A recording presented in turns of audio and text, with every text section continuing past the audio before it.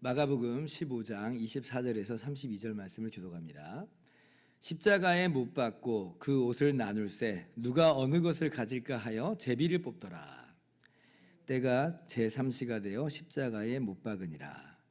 그 위에 있는 죄패에 유대인의 왕이라 썼고 강도 둘을 예수와 함께 십자가에 못 박으니 하나는 그의 우편에 하나는 좌편에 있더라.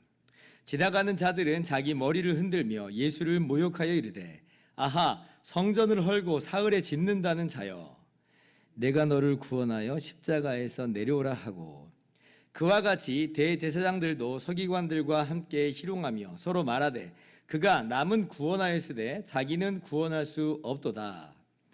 이스라엘의 왕 그리스도가 지금 십자가에서 내려와 우리가 보고 믿게 할지어다 하며 함께 십자가에 못 박힌 자들도 예수를 욕하더라. 아멘. 할렐루야. 하나님의 크신 은혜와 평강이 오늘도 변함없이 여러분 가운데 가득 넘치기를 주님의 이름으로 축원합니다. 오늘 말씀은 마침내 예수님께서 십자가에 못 박히신 내용입니다. 24절 십자가에 못 박고 그러죠. 예수님께서 십자가에 못 박히셨어요. 정말 마냥 억울한 죽임을 당한 것처럼 보입니다. 그런데 오늘 성경은 바로 이어서 이 내용을 첨부합니다. 뭐라고 말해요? 그 옷을 나눌세 누가 어느 것을 가질까 하여 제비를 뽑더라. 그러니까 십자가에 못 박았다라고 하는 그 말씀 다음에 바로 예수님의 옷을 그들이 나눴다 이렇게 이야기를 해요. 언뜻 보기에는 이게 무슨 중요한 내용이라고 이렇게 기록했겠는가 그런 생각이 들어요. 왜냐하면 예수님이 입은 옷이라고 해봤자 그게 얼마나 되겠습니까? 근데 왜 이 옷을 제비 뽑아서 나눠 가진 이 사건을 기록을 하는가 할 때 이게 사실 정말 중요한 의의가 있어요. 시편 22편 16절 이하 말씀을 보면 이런 말씀이 있습니다. 제가 읽어드릴게요. 개들이 나를 애워쌌으며 악한 무리가 나를 둘러 내 수족을 찔렀나이다. 내가 내 모든 뼈를 셀 수 있나이다. 그들이 나를 주목하여 보고 내 겉옷을 나누며 속옷을 제비 뽑나이다. 시편 22편 18절 말씀이죠. 내 겉옷을 나누며 속옷을 제비 뽑나이다. 예수님에 대한 예언의 말씀인데 지금 이 말씀이 오늘 말씀 속에서 응했다라고 하는 응했다. 즉 지금 예수님께서 지금 예수님의 옷이 지금 제비 뽑혀진 장면은 그 말은 무슨 말이에요? 예수님이 남김없이 발가벗겨졌다는 얘기입니다. 굉장히 수치스러운 거죠. 그러니까 육체적인 형벌도 형벌이고 예수님의 옷들이 다 발가벗겨졌다라고 하는 건 굉장히 수치스러운 일이에요. 주님이 그런 일까지 당하셨다라고 하는 것을 이 사건 속에서 볼 수 있는데 그런데 무엇보다도 예수님의 죽으심은 뭐라고 이야기하고 싶은 거냐면 성경에 예언된 바다. 이것을 이 옷을 제비 뽑는 사건 속에서 나타내 보여주시는 거예요. 그러므로 우리가 오늘 예수님의 죽음을 보면서 막 억울해하고 또 분해하고 안타까워하고 그럴 수 있지만 그러나 우리가 정말로 바라봐야 되는 건 뭐냐면 예수님의 이 십자가 죽음은 성경에 예언된 죽음이다. 그러면 왜 이 예수님께서 이렇게 죽으시는가?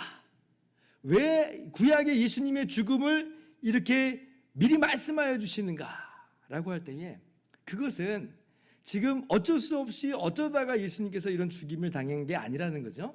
이게 뭐라는 거예요? 하나님의 계획이라는 거예요. 하나님의 계획이다. 그러니까 우리의 죄를 대속하게 하시는 그로 말미암아 우리를 구원하게 하시는 하나님의 신비한 구원 계획이 사실은 이 너무나도 억울하고 불합리한 예수님의 죽음 속에서 진행되고 있다는 걸 우리 가운데 보여주셔요.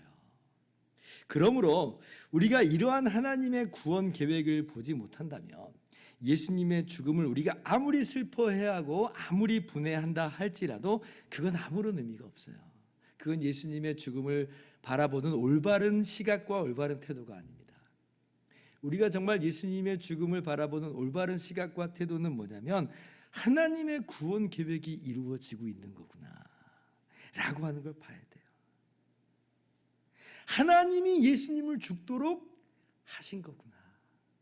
하나님이 아들을 이 세상에 보내신 것이고 하나님이 아들을 죽음으로 내놓으신 거구나. 이사야 53장 6절 말씀, 제가 주일날에도 말씀드렸는데 우리는 다 양 같아서 그릇 행하여 각기 제 길로 갔거늘 여호와께서는 우리 모두의 죄악을 그에게 담당시키셨도다. 하나님께서, 아버지께서 예수님께 우리의 모든 죄를 지금 담당케 하신 거예요.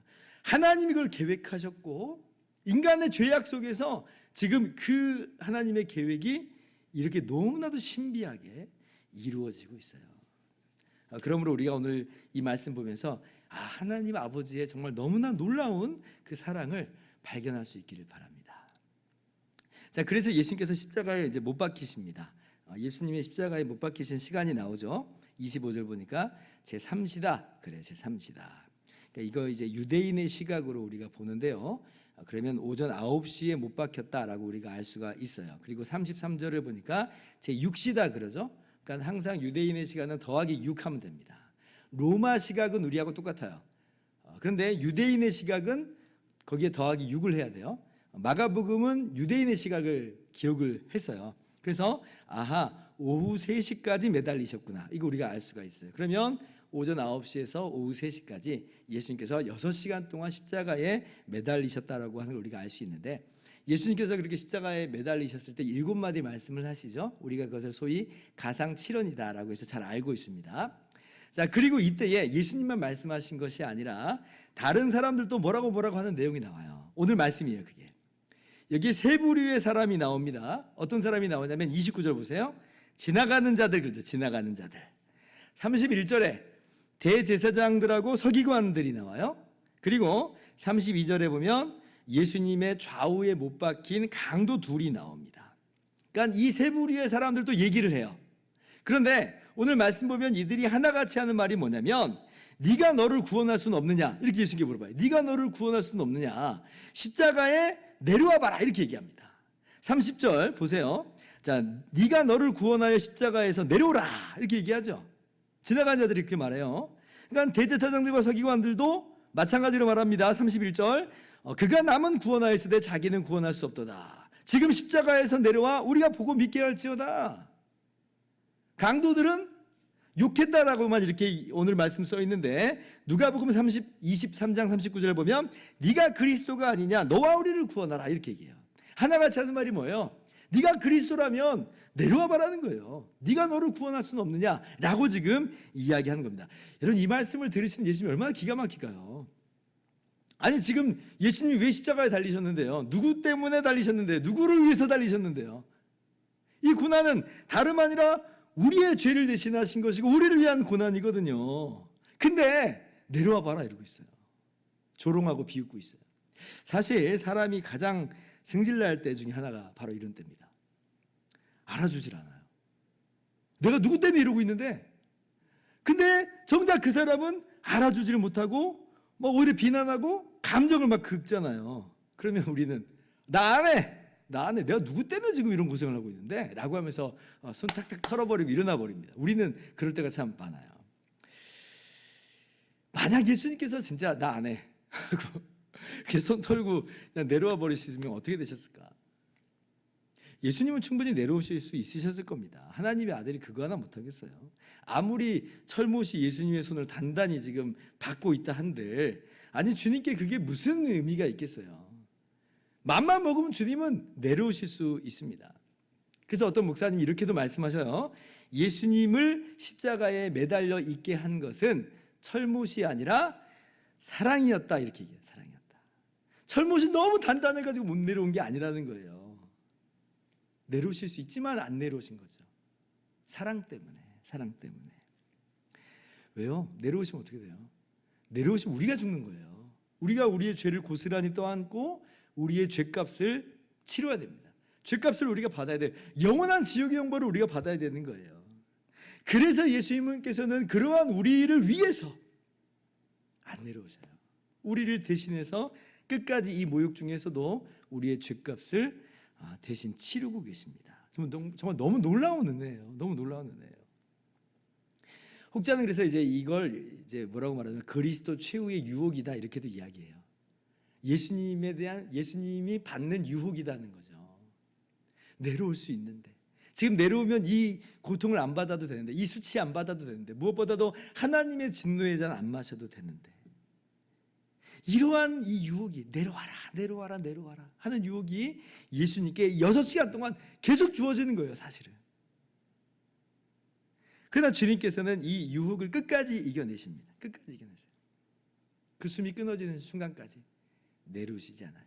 왜요? 우리를 사랑하시기 때문에 그렇습니다.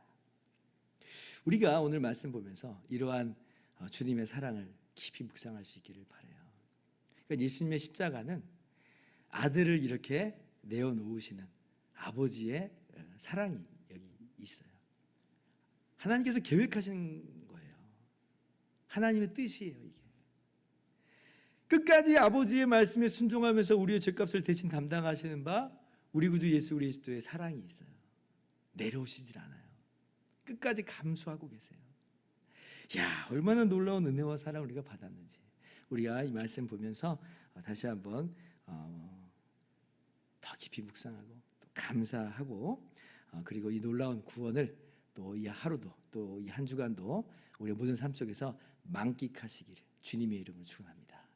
기도하겠습니다.